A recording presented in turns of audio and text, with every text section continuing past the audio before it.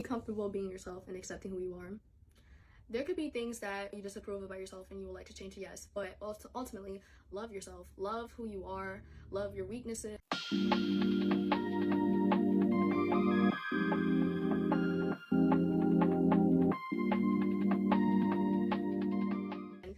And also to accept that who you are, accept that there's things that you have weaknesses. We all have weaknesses. We all have things that we want to change about ourselves, but we have to really realize that this is who I am. And yes, I always tell myself that because I'm a shy person, I would tell myself, well, I wish I was really more social. And it could just be like trauma's response as well, being shy, but sometimes I just want to be to myself, quiet, whatever. And sometimes I'd be like, oh my goodness, I'm not outgoing, talking. And we're the most critics. We're the most ones that be judging ourselves. I know I'll judge myself in ways I need to stop, because this is something that I don't want to be doing, because I'm just telling myself this and the third. And we say we're the most ones that judge ourselves completely, because we really know ourselves. We're the ones that are living in our bodies every day. So we look at ourselves in the mirror, we say, oh, I got this, I have that. And you have to learn how to say nice things about yourself. God really wants you to show that you love yourself. He loves you. God loves you already. So when you tell yourself that, oh, I look a certain way, or oh my goodness, my hair looks a certain way, my face looks a certain way, my body looks a certain way, I'm judging, you're basically saying that God's creation from you, how you look, you don't like it, and it's like it's ugly. And it's like, no. And I understand for me, because I do this a lot. I would judge myself. I would say, oh, there's things about me. And sometimes you gotta realize that, well, God made me who I am. And yes, there's things I can change about myself and how I act and how I do things. But love yourself. Even if anything, there's things I would disapprove, but still love yourself. Accept who you are. Acknowledge and embrace who you are. Because when you do that, this is me. And I don't even have a problem. Someone doesn't like me. And this is, for most people, could be just based off and being who you are, truthfully who you are. For most people, it could be just judged, like the fear of judging. Like, because you judge yourself already, so the fear of getting judged by other people, it's there. And that's me. I'll be like, oh, well, I don't really want to put myself out there. Let me stay small because of other people. So that could be a trauma response. That could be something that happened in the past. But accept who you are, embrace who you are, because you have this beautiful thing about you that you don't want to embrace because you care about what other people think about you. And also having self-confidence, believing who you are, and embracing who you are as this is me, and take it or leave it. If you don't like who I am, then okay, take it or leave it. You don't have to be in my life no more because you don't like me who I am. And just show up for you. Do things that make you happy, but also to know who you are, know that this is you, and love yourself. Even if you do have something wrong, even if, you know, there's things that you disapprove, and you can work on that, but still love yourself. Love that inner you. And also having authenticity is expressing who you are and truly expressing yourself and understanding who you are and knowing. And I think it's very, like I said before, when you judge yourself, it's so harsh. Like, imagine people do this, and I heard videos and stuff, they show a little baby picture of you, and look at a baby picture of you, that's who you're talking to. And it's like, oh my goodness, I never did that, but I really want to do that. And I was like, oh man, I don't want to do that. But I was like, if you do that, I'm talking to that person, you know what I mean? I'm talking to that person. And it's like, oh. So make sure that the things that you say to yourself are it's love. Just love. It has to be about love, because like I said in all my last videos, life is too short to be for a whole lot of things. And judging it's too much to handle. Let other people judge you. But you gotta understand that I love myself. You know what? What other people say about me, I don't even care no more. It doesn't even matter to me. So love yourself. I hope you guys like this video. Subscribe to my YouTube channel, I'll leave it in the comments. But thank you so much for watching this video. Hope you like it. Bye. So I'm gonna give you my advice and my opinion on how the way you look at yourself and how you overthink way too much about yourself can really destroy your self-image overall and your self-esteem. There's this guy on TikTok, he gave me a challenge. I reposted it, and he's tried talking to yourself only positive for a whole week and see how your life will change. And it really just realized how a lot of times I'll legit have these negative thoughts, and I'll be like, oh, well, I'm not doing this, I'm not doing that, I gotta say something, I gotta do this. And as all these different thoughts in my head, I'm not gonna get too personal, but I really feel like I go through that on a daily basis. and I'm trying to talk to myself a little bit more nicer. And a lot of people do struggle on this. If you're talking to yourself in a way that's not so good, but you're doing it because it's like, well, I said in my last video, but we all have one life, and to really just look at ourselves to say we don't like ourselves, and God created us to love ourselves, and He loves us, so why would we not love ourselves? And it's really hard because we have stuff that we went through in the past. We have all these different things people told us about ourselves that we didn't really like about ourselves, and we believed that. I remember out in high school, I was a little younger, not so young, but I was young, and I remember when this person would tell me things about myself that I would legit believe that after we stopped talking fell off. And I believed that about myself. And because when you're young, you really take stuff more when you're 16, 15. When you're around that age, you're still trying to find yourself. For me, I was trying to find myself and try to learn from things and stuff, and that experience really changed the way I think about stuff. Especially, I'm a very shy person. I'm very shy, but I was not really always like that. Around elementary, I was really loud, expressive, but something happened where people were judging me how I am, and I just fell off. I was like, I have to stay down, and that's what really happened to me. I noticed that, really did. And to gain that back is very much harder than before, because now when you put yourself out there, there's more, obviously there are gonna be people that judge you. There's this video where this guy really talks about how he's a coach, and he says people are gonna test you when you put yourself out there and you want to show yourself more and express yourself more and do a lot of things. If you want to be something like doing videos like this, people are going to judge you in a negative way, positive way, whatever, but people are still going to see you, people are still going to judge you.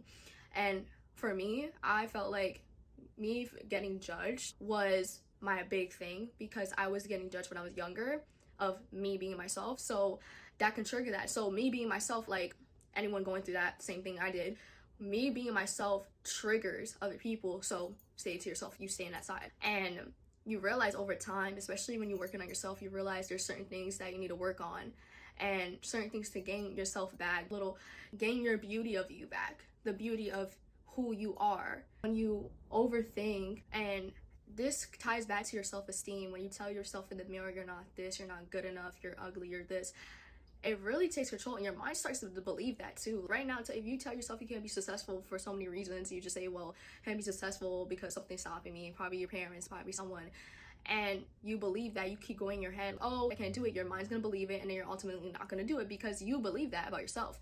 And that's where my advice I will give to you is, which that guy in this video, talk to yourself positive for a week, see what happens. And also too, things that helped me was talking more, expressing it to family or friends, but also too, more so journaling would be the best. I journal personally. I don't really say so much. I do if I need to, but I really just journaling, writing down anything negative, write it down. Praying more, reading Bible scriptures, like reading the Bible. I need to get back on my game on that. But it's more about reflecting on it and be like, why am I not worthy? Why I'm saying this about myself? And it ties back to a lot of trauma that you probably went through. And once you see that it's a pattern, you gotta try. It's gonna show you things, especially. But thank you guys for watching this video. In order for you to see results in something, you have to stay consistent on it.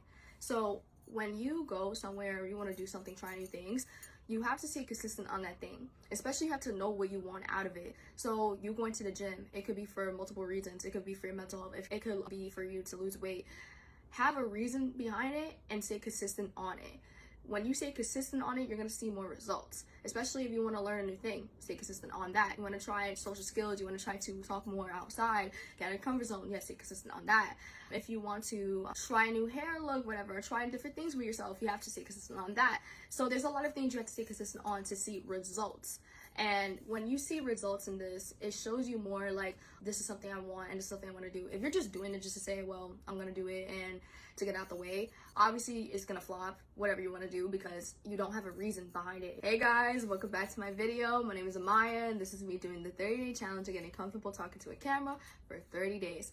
So I'm very tired today, but that's not gonna stop me from doing these videos, because I love to do these videos, and especially this is something I really wanted to do for a long time but didn't have the time, and I always told myself I didn't want to do it. So anything, like in this video, I'm gonna say anything you want to do in life, whatever, you have to stay consistent on it. You have to, in order for you to see results. And this is coming from my advice and my own experience.